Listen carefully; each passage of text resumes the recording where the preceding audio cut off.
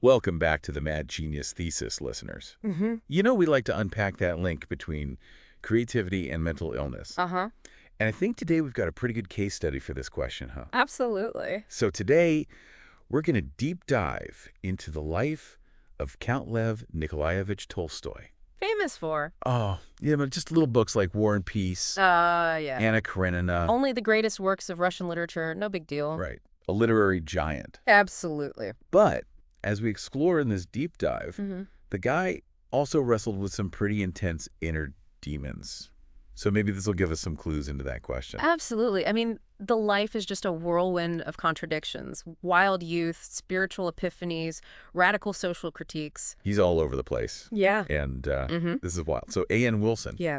in his biography, Tolstoy, Mm-hmm. opens with this anecdote Okay. that Tolstoy believed, Mm. that he could actually remember being a baby in swaddling clothes. Oh, I mean, come on. That's intense. Talk about self-awareness Yeah. to an unsettling degree, right? You would think that somebody Yeah, who would later preach about simplicity and denounce egotism, right. that wouldn't be how they would start out. Yeah, you think you'd start with a little bit more humility, Right. A little more, yeah. a little less ego. Yeah. But, I mean, what's fascinating here is maybe this early sign of self-obsession, Mm-hmm. maybe that's connected to what made him such a brilliant writer. Right.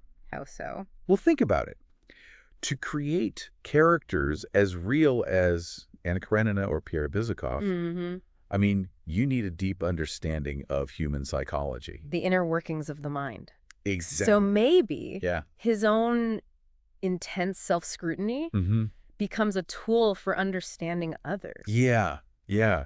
Like, almost like he was using himself as a laboratory Right. for exploring the human condition. I like that. A laboratory. Yeah. So let's talk a little bit about where he came from. Okay. Yeah. This guy, it's not like he was, just some random guy who liked to write. This guy came from, like, this long line of Russian aristocracy. I know. Deeply embedded in the history of political upheaval. We're talking about family ties to the Decembrist Revolt, failed uprising against Tsarist rule back in the 1820s. I mean, imagine the dinner table conversations in that house. Oh, I can only imagine. You're talking about, ingrained from childhood. This sense of Russia's destiny. Its struggles, its triumphs. And that definitely plays out in his novels, right? Sweeping historical narratives, characters caught up in these huge social and political forces. So you've got, like, this grand aristocratic heritage. Yeah. But then on the flip side, you also have this undercurrent of tragedy Right. and instability in his early life. Yeah. Both of his parents died when he was young. He was raised by eccentric relatives. Wilson kind of paints this picture of Tolstoy as both privileged and deeply insecure, constantly searching for something solid to hold on to. Which maybe explains, like, his wild youth phase, the gambling, affairs, the restless pursuit of pleasure. It's like he was trying to outrun his own inner turmoil. I think that's a pretty classic pattern we see with a lot of creative individuals, right? Yeah. This almost manic energy. It can be both destructive and a source of creative fuel. And it's during this period that the writing really starts to take shape. Right. His early works, like childhood, Yeah. boyhood. Youth, they're semi-autobiographical, right? He's drawing on his own experiences, but he's also heavily influenced by other authors, like Charles Dickens. Yeah, what I find interesting about that is Yeah. it's not just about writing about his life. Yeah. He's consciously shaping his own experiences through the lens of literature. Yeah, he even modeled himself after literary figure. Like he was trying to create a narrative, blurring those lines. Right, of fiction and reality. Yeah. It's like he was trying to create a narrative for his own life. Right. It's almost as if he was living inside a novel. Right. Yeah. It's so fascinating how he merges like art and life in this way. But then you have this period of like youthful exploration and it kind of gets interrupted by a pretty major event. The Crimean War. Yes. Pivotal moment for Tolstoy. He serves in the military. He witnesses firsthand like the horrors of war. Yeah. The suffering, the brutality. So it's not just about seeing war, it's about how he processes those experiences through writing, like his Sebastopol sketches, Right. based on his time on the front lines. I mean, these are just incredibly vivid and raw accounts of what he was going through. Absolutely. And what's crucial to note here, I mean, his wartime experiences, they weren't just confined to the battlefield. He interacted with like prisoners of war from Britain and France, Wow. getting a glimpse into different cultures and perspectives.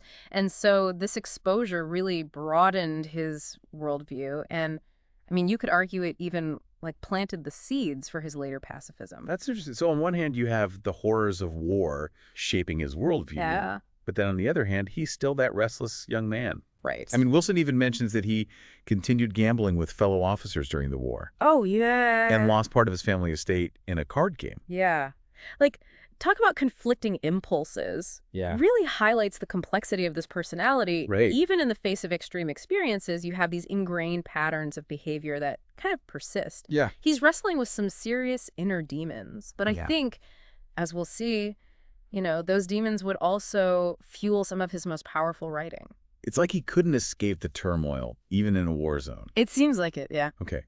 So we've got young Tolstoy, shaped by his aristocratic upbringing, haunted by loss, prone to recklessness, and now deeply affected by the horrors of war. Yeah. Where do we go from here? Well, that's where things get even more interesting. We're about to enter the period where he creates his most famous works, masterpieces like War and Peace and Anna Karenina. Right. But it's not just about the genius behind those novels. It's also about this remarkable partnership that helped bring them to life. Right. You mean his wife, Sophia? Of course. Yeah. I mean, her contribution can't be overstated. She copied manuscripts, offered feedback, acted as like a sounding board for his ideas. I mean, their relationship was complex, but there's no doubt it played a vital role in his literary success. It makes you wonder, like, what did she see in him? This brilliant, tortured soul. Right. Wrestling with his own demons, while creating these incredible works of art. Perhaps she saw the same genius that we see in his writing today, a genius that was like inextricably linked to his inner turmoil. Yeah. And to really understand that genius, we need to explore like how Tolstoy approached his craft, how he took historical events and characters and breathed life into them in a way that few others could. Let's dive into that. So we've got Tolstoy, this complex figure shaped by privilege and tragedy and war and literature, and now he's on the verge of creating his most famous works. Yeah. What was it about his approach to writing that made novels like War and Peace and Anna Karenina so enduring? One of the things that makes Tolstoy so fascinating is his ability to make the familiar strange. Okay. He takes these historical events and figures that you think you know, and he forces you to see them in a completely new light. Can you give me an example? How does he actually do that on the page? Well, think about War and Peace. Okay. It's set during Napoleon's invasion of Russia, right? Major historical event. Yeah. But Tolstoy doesn't just rehash the battles and political maneuvering. Right. He zooms in on the individual lives caught up in this historical whirlwind. Right. He shows you the impact of war on families and relationships, even the inner lives of characters like Pierre Bezukhov and Prince Andrei. So it's not just about history with a capital H. Right.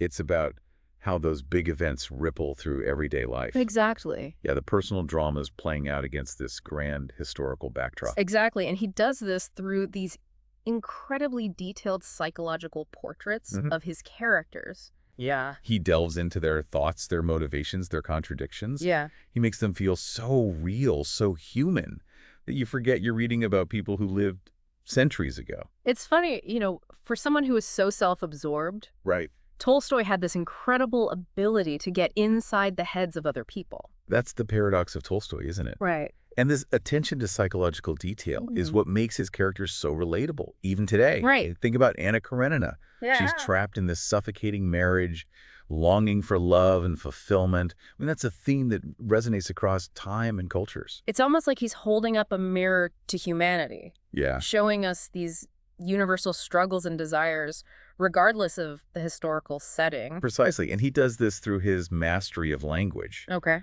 Tolstoy's prose is incredibly rich and evocative. He uses details, sensory imagery, internal monologue to create these immersive experiences for the reader. It's interesting. We've been talking about Tolstoy's madness, his inner turmoil. But there's also this incredible discipline and control in his writing. These massive novels with sprawling casts of characters, intricate plot lines, and yet he manages to hold it all together. That's another hallmark of his genius. Yeah. This ability to combine raw emotion with meticulous craftsmanship. Okay. He wasn't just pouring his feelings onto the page. He was shaping and honing them into works of art. And we can't forget about Sophia's role in all of this. Of course not. I mean, imagine copying those manuscripts by hand. Her dedication was extraordinary. Yeah. And, she wasn't just a scribe. Right. She was a true collaborator. Yeah. There are accounts of her challenging Tolstoy's ideas, pushing him to refine his writing.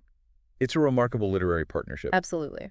It makes you wonder how different those novels might have been without her influence. Yeah, it's hard to say. But as Tolstoy enters middle age, things start to shift again. Yeah. The success, the acclaim, it doesn't seem to become lasting peace. Yeah. He falls into this deep existential crisis. This is a crucial turning point in Tolstoy's life and work. Yeah. He begins to question everything. Okay, like what? His wealth, his social status, even the meaning of life itself. Huh, interesting. Remember that early self-obsession we talked about? Yeah. Well, it seems to turn inward, leading him down this path of intense introspection and spiritual searching. It's like all those inner demons he'd been wrestling with finally caught up with him? In a way, yes. Yeah. But this crisis also leads to a profound transformation. Okay, how so? He finds solace in a radical interpretation of Christianity. Wow, okay. Embracing ideas of nonviolence, poverty, simple living, it's a complete rejection of the aristocratic world he came from. And this shift is reflected in his later works, right? Absolutely. Like books like A Confession. Yeah. And What I Believe. Those are very different from the epic novels that he was famous for. Yeah. He becomes more philosophical, more concerned with moral and spiritual questions. Yeah. He even renounces his earlier works, considering them frivolous and decadent. Yeah. It's a pretty dramatic change. Yeah, you can imagine the scandal. Yeah. This revered literary figure suddenly embracing poverty. Right. And criticizing the very foundation of the social order. And his family isn't thrilled about it either. Oh, I bet. They see it as a form of madness, this sudden rejection of everything they hold dear. Right. The relationship with Sophia becomes especially strained. I can imagine. She supported his writing, Right. but struggled to embrace his radical beliefs. It's a classic case of the artist's struggle against convention. Yeah. But it's also a very personal struggle played out against the backdrop of his family life. Right. And this tension between his personal life and his evolving beliefs is also evident in one of his most controversial works, the Kreutzer Sonata. Well, that's the one about marriage and sexuality, right? It's a pretty intense read. It is, yeah. It's a scathing critique of romantic love and sexual desire. Really? Advocating for celibacy. And you have to remember, this is coming from a man who had a passionate marriage and 13 children. Talk about contradiction. Right. So what's going on here? Is this Tolstoy's inner turmoil spilling out onto the page again? Or is there something more to it? Well, it's likely a combination of factors. Okay. You have his own personal struggles with desire and temptation mixed with his evolving spiritual beliefs. But he was also influenced by the social context of Russia at the time. Okay. Where there were growing concerns about the decline of traditional morality. So it's not just a personal rant against sex. No. It's also a reflection of the anxieties of his time. Exactly. Aye. And it's interesting to consider how Tolstoy's own experiences, both personal and historical, shaped his views on sexuality and relationships. Right. He witnessed the horrors of war, the casual brutality towards women, the hypocrisy of the aristocracy. Right. It's not surprising that he came to question the very foundations of romantic love. It's like he's trying to grapple with the big questions of life and death, love and suffering. Yeah. And the Kreutzer Sonata, while extreme, is part of that larger struggle. Right. And while his views on sexuality might seem shocking to modern readers, they were part of a broader intellectual movement at the time. Oh, really? Yeah, he was influenced by groups like the Shakers. I've heard of them. Who advocated for celibacy even within marriage. Wow.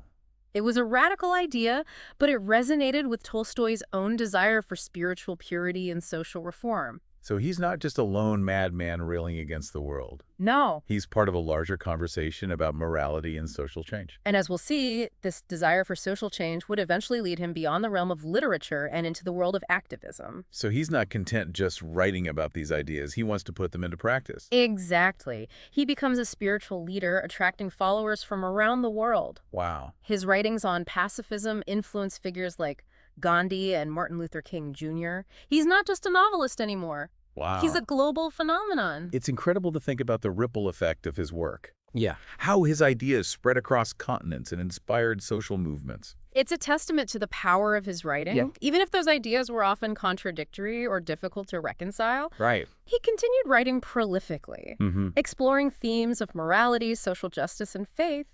Essays, short stories, plays. He was driven to express his evolving worldview, to challenge conventional thinking and inspire others to question the status quo.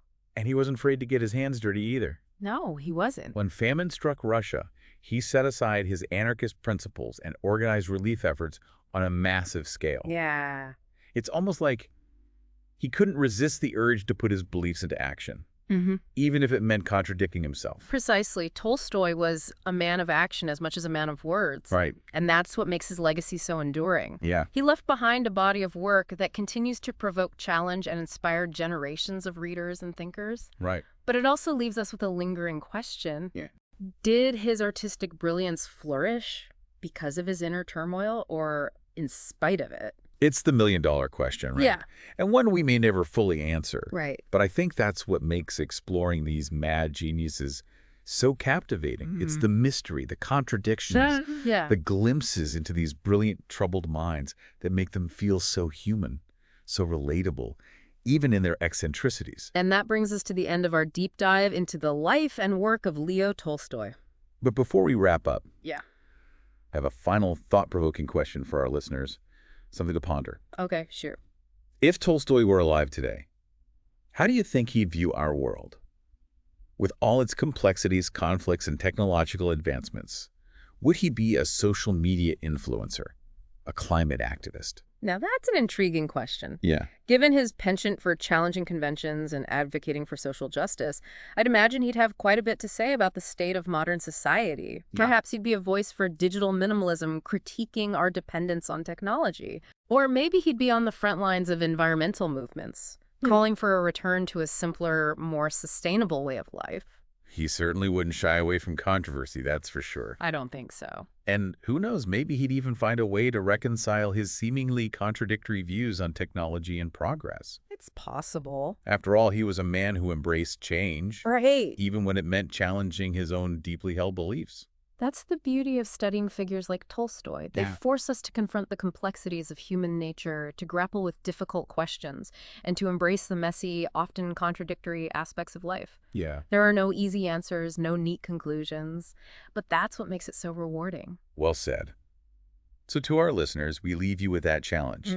Delve into Tolstoy's works, explore his life, and ponder how his message might resonate in today's world. And as always, keep those brains buzzing. Until next time on the Mad Genius Thesis.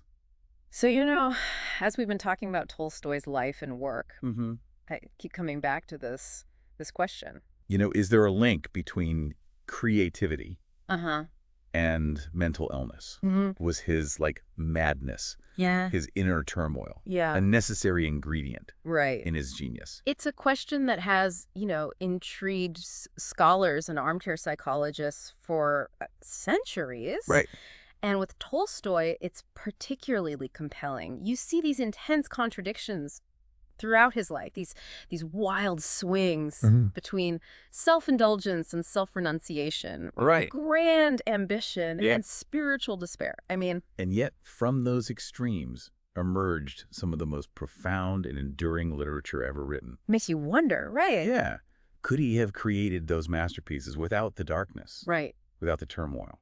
That's the heart of the matter, isn't it? Some might argue that his suffering fueled his art. Right. Like how so? His ability to kind of plumb the depths of human emotion, to portray characters wrestling with these existential questions. That stemmed directly from his own inner struggles. Like his own pain became a source of empathy. Yeah, like a way to connect with the shared human experience. Yeah, of joy and sorrow, love and loss. Exactly.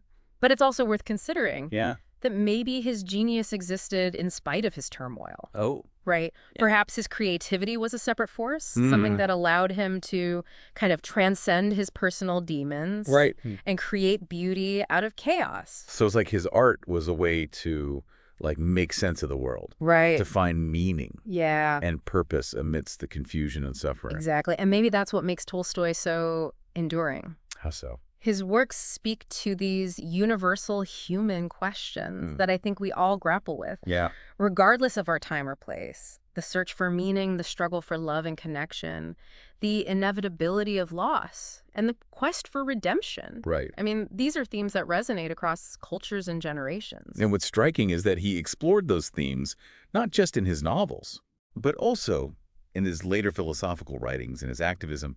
It's like he was constantly seeking answers, trying to understand the human condition and find a way to make the world a better place. And that brings us to a key takeaway for you, dear listener. Okay. Tolstoy's life and work, I think, offer a really valuable lesson, even in the face of, like, immense personal struggle.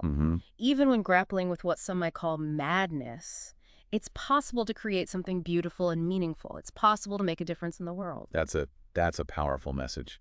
And it's something that resonates, I think, with the core idea behind the Mad Genius Thesis. Absolutely. We might be drawn to these figures because of their brilliance, their eccentricities, their madness, but ultimately, it's their humanity, their struggles, and their triumphs that make them so compelling. And by studying their lives and their work, I think, we can gain a deeper understanding of our own creative potential, our own capacity for both darkness and light.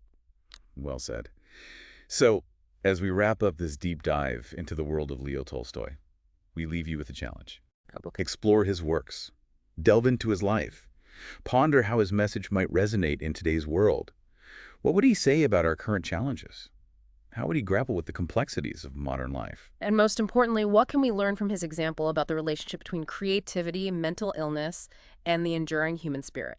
Keep those questions in mind as you continue your own journey of exploration and discovery. Until next time on the Mad Genius Thesis, keep those brains buzzing.